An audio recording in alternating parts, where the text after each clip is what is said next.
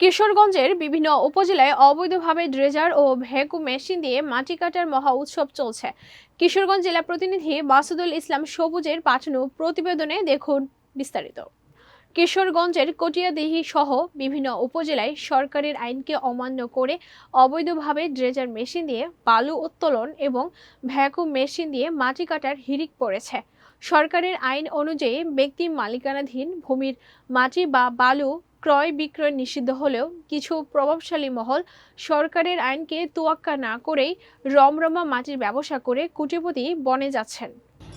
আপনার হাজিরাটা কে দেয়? আপনার যে ২,৫০০ টাকা দেয়, এই টাকাটা কে দেয়? গাড়ির মাঝখানে। ও আপনার গাড়ির মাঝখানে দেয়।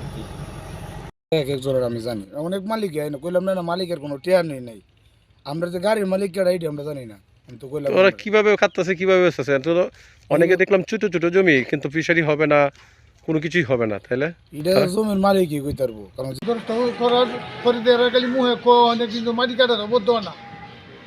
এই যে মাসুদে কইছে, এই সারেও কইছে যে আমরা ওই বই থাকতারা খারাপ লাগতেছে। রাস্তা তো মনে হয় যে ৫০ বছর কিছু হইল না। হ্যাঁ। এই রাস্তা তো ওখানে এরা দিতেছে নষ্ট হইলে, এটার মাঝে আমরা একমত।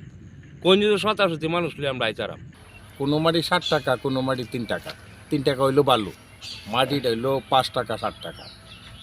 আরও দূরে বেশ কম আছে, খরচ আছে না। আরও যেমন আমরা একটা ফিশারি করে অনেক একটা দিঘি করি, এটা পরিচালক করি নিজেরা। মানে ইটা মনে করুন টাকা পয়সার একটু কিছু ঝামেলা হইলে, একটু দক্ষিণা টুকিনা হইলে মানে শেষ হয়ে যায় এমে।